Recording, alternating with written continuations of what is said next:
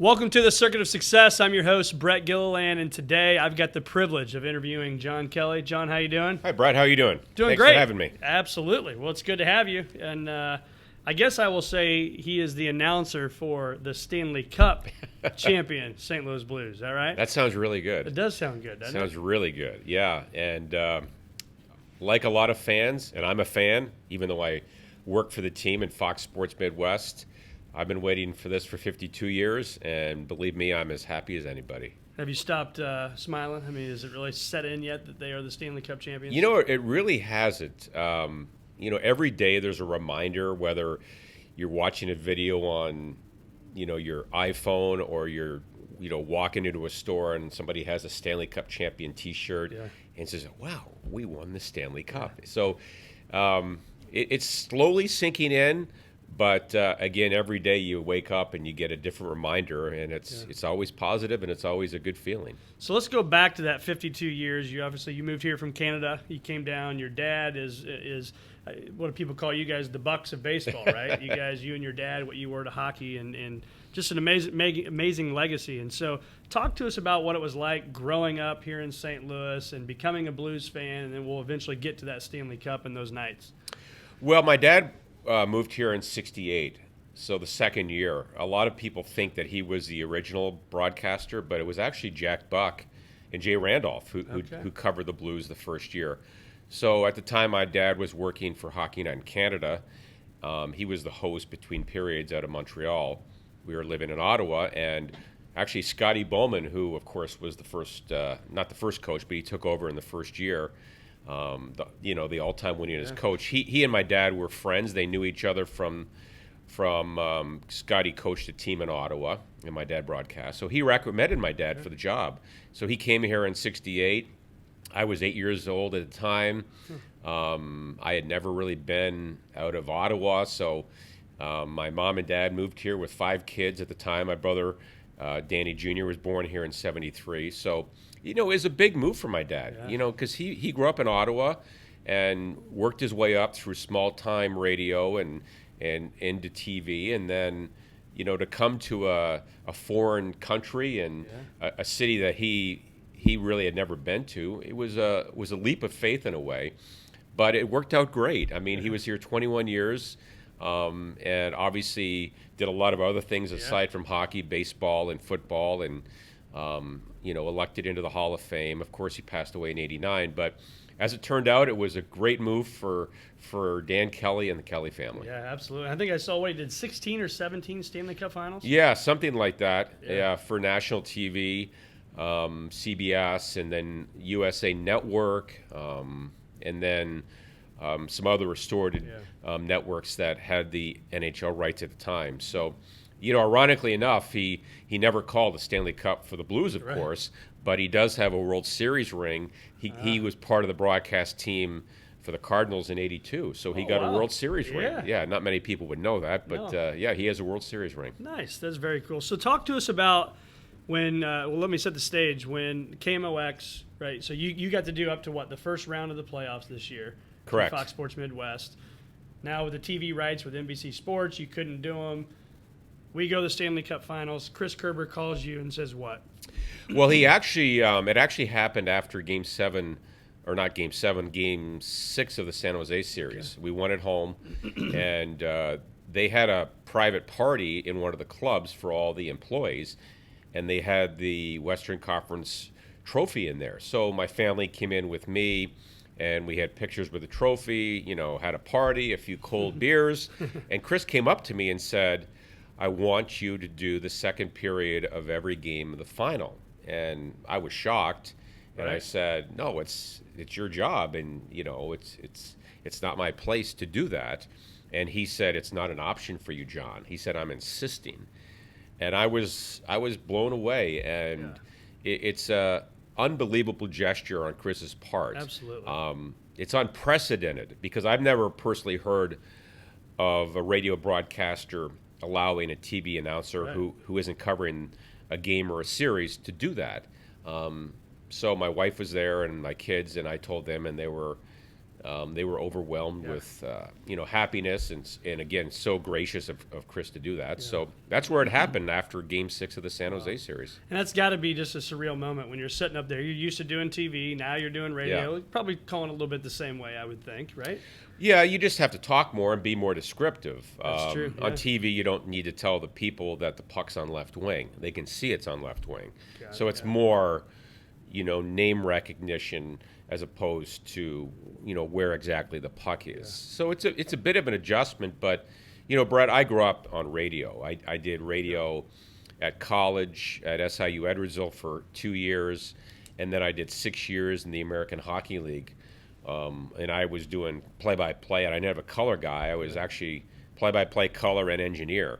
So I was very familiar with radio, and still am to this day. But it's a slight adjustment, but not a big deal. But obviously, to come in, at that time, in such a high-profile environment, you want to do a good job, and it was a great thrill to do the games. So talk about this team. I mean, they went from last place. Everybody knows this stuff, right? Last place in January to the best, right? The Stanley Cup champions.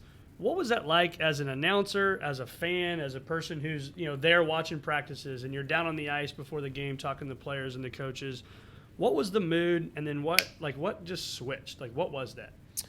Well, it's really a season that is hard to believe to this day, because a year ago, Doug Armstrong made some good signings, a great trade from Buffalo to get Ryan O'Reilly, and we all felt that we had a really good hockey team to watch here, and a team that could contend for the Stanley Cup. And then out of the gate, they start so erratically, and I say erratically because they didn't get blown out every night. Yeah. They'd lose 6-1, and then they'd go on the road and win 4-1 in Toronto or win in Winnipeg or whatever. They never lost more than 3 in a row all year in regulation. So you never lost your faith. And then, of course, they made the coaching change just before Thanksgiving, and they started to play more consistent hockey. But yet they still didn't get red hot. I really felt the first time that the team started to play the way they could was in late December, just before Christmas. The Blues had a Western Canadian trip to Calgary, Edmonton, and Vancouver, and they won 2 of 3. And even the game they lost in Vancouver, they played very well. The Canuck goalie was superb that night, and the Blues lost. And then they started to get really hot in January. And, of course, Binnington played his first game January 7th in Philadelphia, got the shutout, and then he basically stayed in the net and took over the number 1 job, and then they won the club record 11 in a row. Yeah. So it wasn't. It was a process. It really was. It just didn't happen like that, even with the coaching change and even with the goaltending change. But then after they won 11 in a row, you sort of saw some signs that this is a really good hockey team. Yeah. Not only could they score, but they defended really well. There was a point during that 11-game winning streak, I believe they had shutouts in 2 or 3 games in a row. And it wasn't just the fact they got shutouts, Brett. They were allowing very few scoring chances, and it was really impressive. I think they got shutouts in Phoenix, Denver, and perhaps Minnesota, and it was like, wow, this is impressive to hold teams to no goals and very few chances. And it continued the rest of the regular season. And then into the playoffs, we all saw what happened. They didn't blow teams out. They didn't sweep a series, but they were so resilient and lost only a couple in a row all playoff. Yeah. And just had a great bounce-back ability, and it was a magical run, obviously. It's funny you say bounce back. I talk about it in my business partner, Tim, and we got a lot of summer work shadow people sitting here watching, so it's kind of fun. But we talk about bounce back theory because the most successful people in business, they get rejection, they get bad news, they bounce back very quickly. And that is exactly what the Blues did. I mean, it's like when they lost Game 6 in the Stanley Cup Finals, of course, you're nervous, you're going to Boston, but what was your feeling? What was the team's feeling going back there? Did you just kind of know this is going to happen, something special is about to happen? I felt, honestly, Brett, after they beat Dallas in Game 7 in double overtime, they were going to win the Cup. I really did. And then, of course, they beat San Jose, and even after they lost that 6th game at home, and, I think the score was 5-1, but it was 1-0 after 2. Yeah. And the things got away from the Blues. But they were such a great road team. I mean, the first round, They won all 3 games in Winnipeg. It was amazing, and that's a really hard venue to win hockey games. I felt they'd win. I really did. So to answer your question, after Game 6, I thought Craig Berube did a great job in his post-game press conference, just saying, it's one game, and now we're going to go to Boston. And if somebody would have said to me at the start of the year, I have one win to win a Stanley Cup, I'll take my chances. Right. So it was just business as usual. They flew to Boston the next day. Were there a couple of days ahead of time.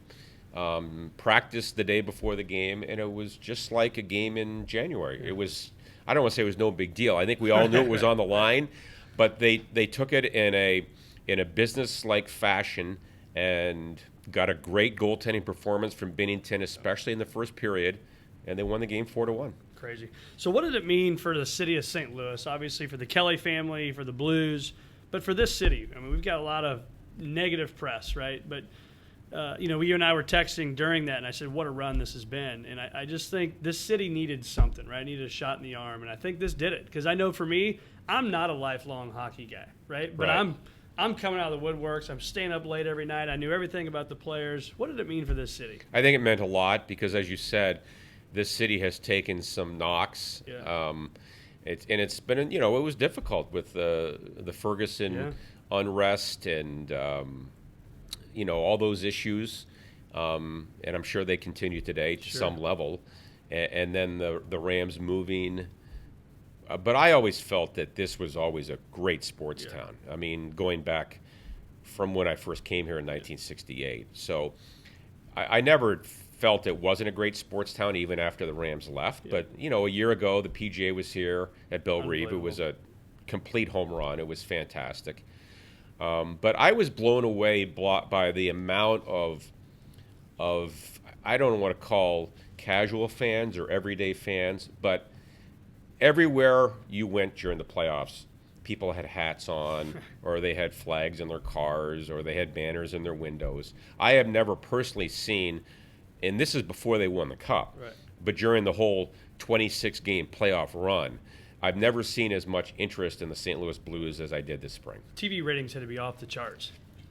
Yeah, they were off the charts, absolutely. I know for Fox Sports Midwest in the first round, we were doing very good numbers, and in the final, St. Louis had better numbers than Boston. I don't know exactly what they were, but they were very good, and interest had never been even close to what it was in the playoffs than it was this year. Yeah. And we talk about the St. Louis. We always hear best fans in baseball, right? All those things, and what a great sports town it is. But what do we have? 3 million people that live in the greater St. Louis area, and then you look at that parade. I'm getting chills just talking about it. 1.5 million people show up to a parade? I mean, that's incredible. What was that like, walking through that, going through that, holding the cup? I mean, talk about that parade and what it meant to you. It was so awesome. It really was. It was bigger and better than I could ever imagined. The broadcasters were on a float. Yeah. We were toward the front of the parade, and we walked out of the back of Enterprise Center onto Brett Hallway there, right beside Highway 40. Yeah. And we were getting on our float, and there were people on the street probably 6-7 deep. And I said, wow, this is impressive. But that wasn't the parade route. That's where the staging was for the parade. And then we went west up by Union Station and turned to Market Street, and it was like, oh my God, what a turnout. And in places they were 20 deep. It was just amazing. And I thought it was so awesome that the players got off of their floats with the cup and went to the edge of the crowd and let people see the cup or perhaps touch it. Yeah.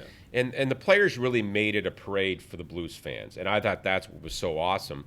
And then the announcers co-hosted the event down under the arch. And that was amazing to look out onto the lawn with the old courthouse in the background and to see, I don't know, 100,000 people on the lawn watching the ceremony that we had. And of course they had the cup up there, and we had Layla up there. It was just an amazing turnout and an amazing day for Blues fans. Tears? No, I'm not I didn't know how I would react when the Blues won the cup. And I was in the press box, and I was next to Darren Pang and Bernie Federko. and obviously Bernie's been here since the forever. mid '70s.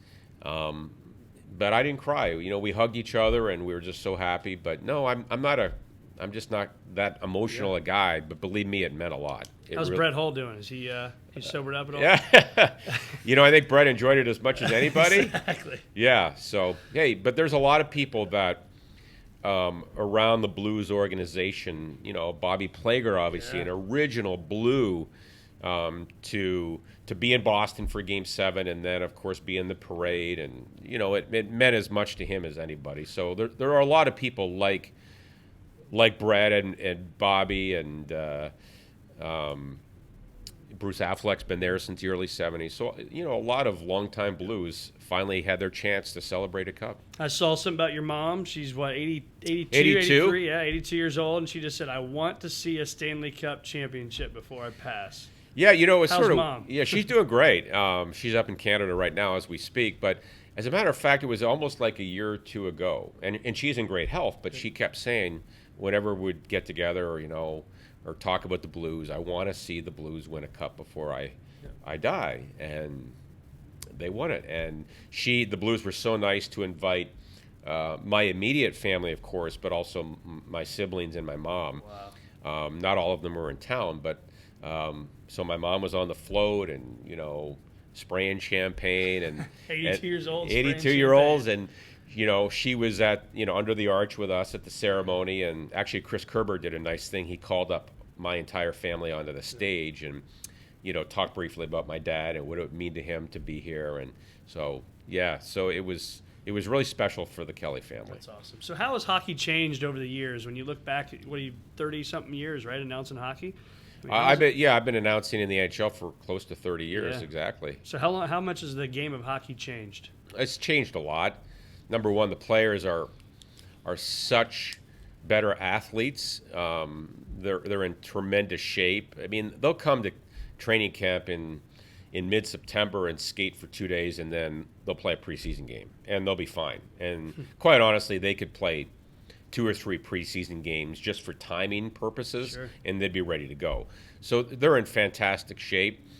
But the game is so fast now, and it's evolved. Back in the 80s, it was a run and gun style with the Edmonton Oilers winning 5 cups in a 7 or 8 year span. And then in the early 90s, things really got bogged down because teams played the trap. I mean, the Devils won 3 cups. And it was really hard to score. As a matter of fact, in the lockout in 03, I believe, or 04, in the final, Calgary and Tampa won the series in 7. There was not one lead change in that series because teams couldn't come back. So teams would. You get an early lead, it's over. It was over, and it wasn't good for hockey. So that's when they had the lockout and they changed the rules. Of course, they instituted the shootout and things like that. But now the game's opening up again, and goal scoring is going up again. So I think it's fantastic. It's so fast and entertaining, and the physicality is still there. It's not what it was, but you have to understand that too many players are getting hurt, especially concussions, and it's a big problem in all of sports, but especially hockey. Yeah. So, there's a fine line. How do you keep the game safe? How do you keep it entertaining? Keep the scoring up. So, they keep tweaking things, but I think it's as good a game as it's ever been. Yeah, a third period in a hockey game is just incredible. Just the intensity and watching it, especially in the playoffs. But their mindset has to be different. I mean, you're seeing guys that are, pucks are coming at 100-something miles an hour at them, and they basically wear, a piece of glass to hear it, but they'll throw their body in front of it. I mean, you don't see that in a lot of sports where they're just all out risking, their health for that stuff. So what is it about hockey players that are different, do you think? I don't know. They're a tough breed. They really are. I mean, in the playoffs this year, Vince Dunn broke his jaw in, I think it was Game 3 of the San Jose series, and of course missed a couple of weeks, but he came back in the final. And then Chara broke his jaw in the final, and he miss 1 game? Yeah. And he was then ready to come back that game. He sat on the bench in the third period. I think it was Game 4. The Blues won that game. So I don't know. They're a different breed, and they're just tough guys. Yeah. They really are. It's a hard sport, but they play with so much pain and through pain. They're amazing athletes. So give us a day in the life of John Kelly during the season. Say there's a home game with the Blues. You know, we show up, we turn on Fox Sports Midwest, and there you are. You do a great job, but obviously there's a lot of stuff that happened before that. So talk to us about what's a day in the life like for you. Well, I'm asked that question a lot. You know, how do you get ready for a game and how do you prepare? And my answer is that it's basically a 24/7 job, because even maybe the night before a game or 2 nights before a game, I'm watching hockey. I watch hockey every single night. I'm one of the few guys, Brett, that can say to my wife, you know, honey, I can't take out the trash. I got to watch hockey. It's my job. It's my job. Honey. It's my job. Right. You know, I can't help around the house. So she's great. So I watch a lot of hockey. So say we're playing the Dallas Stars on a Saturday, I'll watch the Dallas Stars play in their previous game on a Thursday or a Wednesday, whatever it is. But as far as game day, I'll do my notes. I'll probably do some the night before to sort of get a head start on it, and then I'll go down to practice. The team skates home or road. At home they skate at 10:30. On the road they skate at 11:30. So I'll go watch the morning skate, as they call it, and then the visiting team will skate after the Blues at 11:30.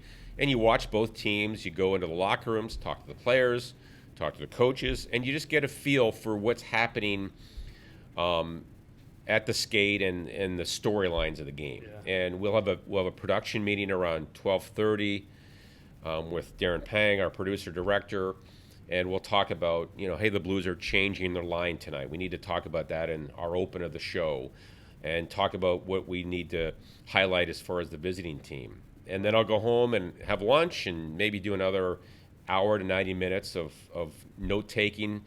We get press notes, of course. So I like to have everything on. I have a book where I have, 170 pages. So 2 pages a game, I'll have the lines and notes and the power play notes and things like that. So every bit of information I get, either from talking to players or coaches or from the notes, the numbers, I'll put in my book. So that way, when I'm calling the game, it's all right there. And I know exactly where it is, of course, because I do it. So then when I go to the game, I have my book with the 2 pages of all my notes and stats, and then I have my roster sheet. And I use the roster sheet, the numbers, to call the game.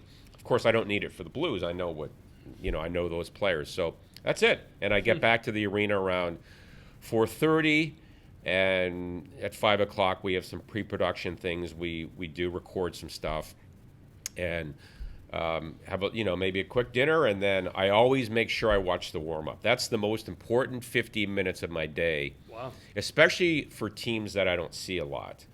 Like if I do a game involving a divisional team, it's really easy it's easy for me.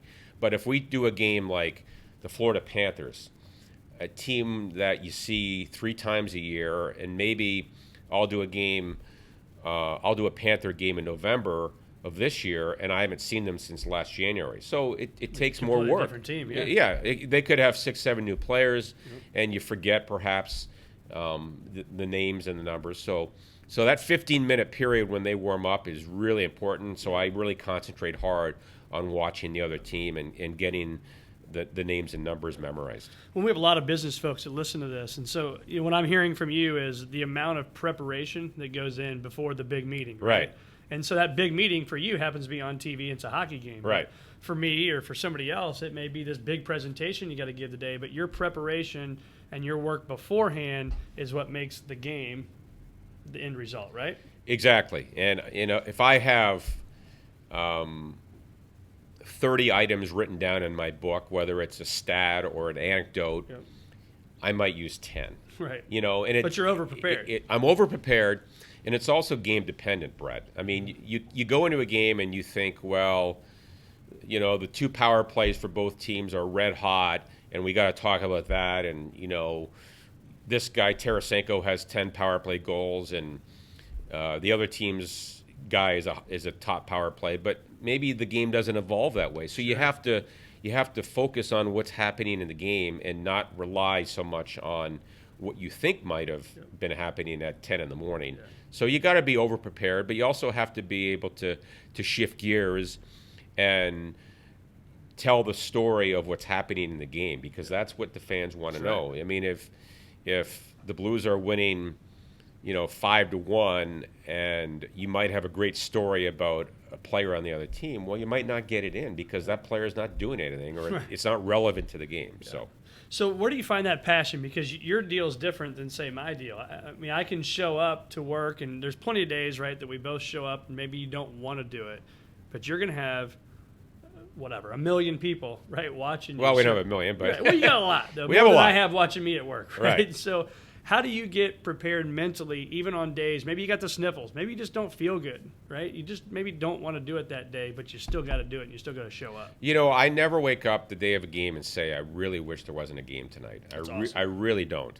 Now, there have been a few games where I've been really sick, where I probably shouldn't have been there, but I've only, in my entire broadcasting career, knock on wood, I've only missed 2 games because of sickness, and I had laryngitis back when I was doing the Tampa Bay Lightning games, and I felt great, but I literally couldn't speak. Right. So it wasn't an option. I just couldn't talk. Literally can't talk. Yeah. Couldn't talk. So, I mean, I've done games where I've, thought I might be ill during a game, but you get through it, and a lot of people do that. Yeah. So, but honestly, Brett, once you get through the day and you get your prep done and you sit down and you watch warm up and they get ready to drop the puck, it's exciting. Yep. It really is, because you might see something that you've never seen before.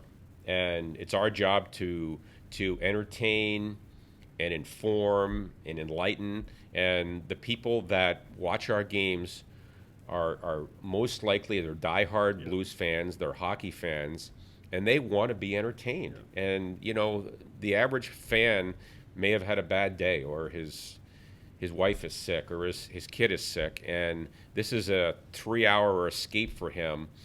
It's not reality, really. I mean, it's a game.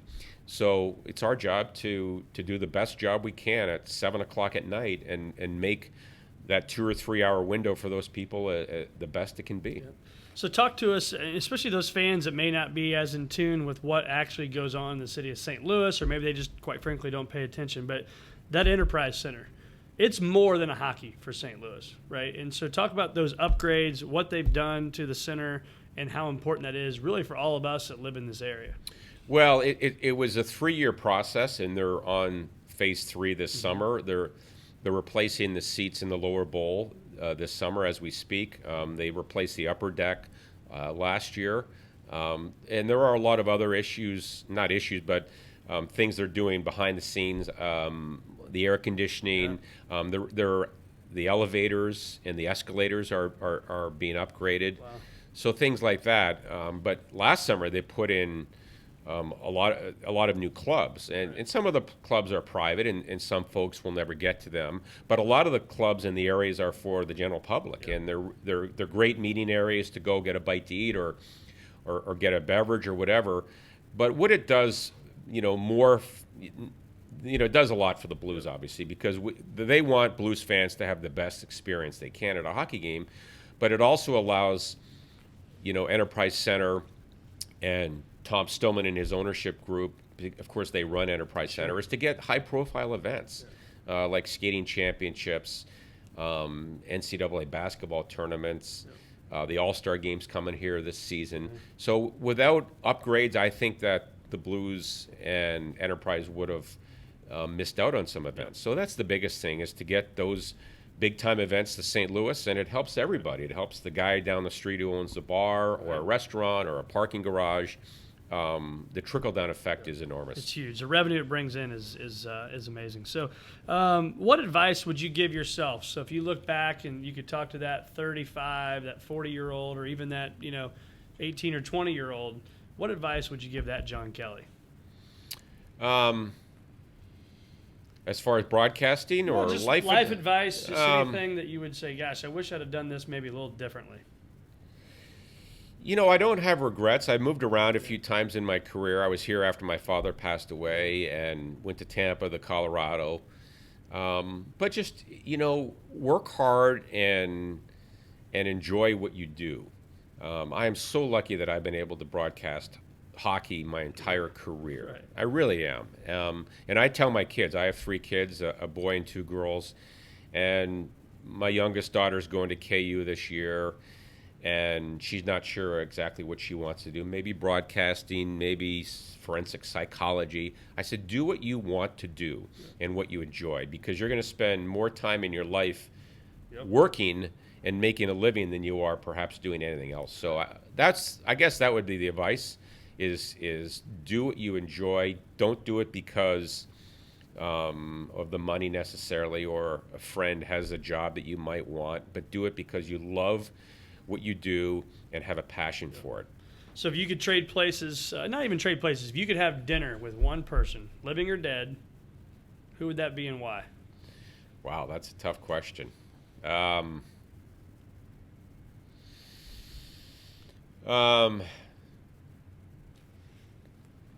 always loved golf, and I love Jack Nicklaus. Yeah.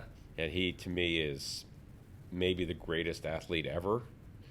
To win 18 majors and to do what he did.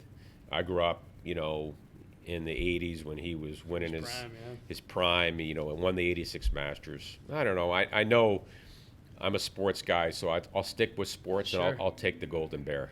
I like it. It's amazing what he's still doing, right? Yeah, I mean, the guy's still, I think he's like the second or third highest paid golfer. Do you know that? He's still like the second or third highest paid golfer with endorsements and all that stuff, and he doesn't even play golf anymore. Yeah. So it's crazy. So Gloria, did you get caught up in the Gloria craze? I love that song, yeah.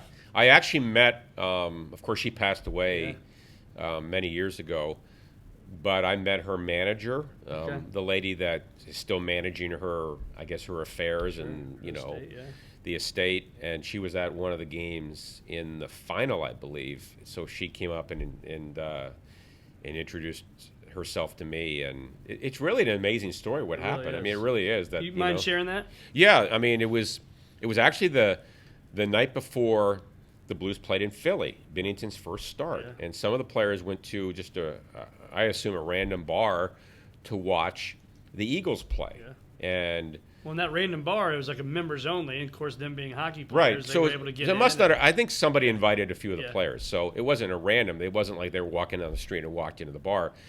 But then every time the Eagles would score a touchdown or get a field goal, and they beat the Bears, I believe, in a close game, they would play the song Gloria. And I know Steen was there, and Edmondson, and a few of the other guys, and they said, that would be a great song for our team to adopt as a song we'd play when we win. And they won the next night, and they, I'd go into the locker room after the game, and you'd hear the song. And of course, in the playoffs, there were a lot of videos of the guys coming into the locker room and high-fiving each other and playing the song. It took off, and now you have T-shirts, Gloria, Gloria, and it really was amazing. So as we close here, let's talk about that last maybe 2 or 3 minutes. You pretty much know the Blues are going to win. What's going through your mind as you're calling? Well, you're sitting in the press box. You weren't calling at that time, but you know they're going to win. What are you thinking? I'm just waiting for that moment. We've all been waiting for that moment because I had to do post-game coverage for Fox Sports Midwest, so we had to be down near the ice to go on the ice maybe 20 minutes after the game. And I told our producer, Tim Pabst, who does a great job, he's been there for 25 years, I said, I do not want to be in a hallway when the game ends. I want to be in the bowl watching the final seconds. Right. I want to see the handshakes. I want to see the Stanley Cup raise. So, the last couple of minutes, after Shen made it 3-0, I knew it was over. Right. I think we all knew it was over. Right. And then Sanford scored to make it 4-zip. Boston scored a late goal. Again, I was standing next to Bernie Federico and Darren Pang, and it was just a surreal moment to see the seconds go down and to see the Blues celebrate. Yeah. And it was amazing, and I'll never forget it. Well, John Kelly, thank you for your time. Where can our listeners find more of you? Are you a social media guy? You got a website, anything? Yeah, Jay Kelly Hockey on Twitter. I don't do a lot of tweets, but I follow a lot of people. Right. and get your news source, right? Get my news source, and we'll be firing back up on Fox Sports Midwest pretty soon. I do a coaches show, of course, with Craig Berube. It'll be on 101 this year. Okay, of course, they great, moved yeah. radio stations, and can't wait for a hockey season. Yeah, I lied. Last question. So, what did the Blues do? Anything in the off season we need to be aware of? Any big moves or big things happening? They've re-signed almost every player. There are only a couple out there that haven't re-signed, including Maroon, who's a UFA, Yep. Edmondson, and I believe Barbashev are the only others, and they're restricted free agents. So Doug Armstrong has done a great job of getting all the key components back. Hopefully they can defend their cup. And by the way, this Sunday they're going to release their Stanley Cup video. It's nice. going to be a very nice affair down at Stiefel. Okay. They're going to Auditorium there, they're going to have their first ever viewing of the Stanley Cup. All right, we'll check video. that out. So this Sunday. This Sunday. All right, Yep. we'll check that out. And John Kelly, again, thank you so much for being here. You have a lot of things you could be doing, so we appreciate you being here with us today. My It's been pleasure, fun. Brett. Thank you very much.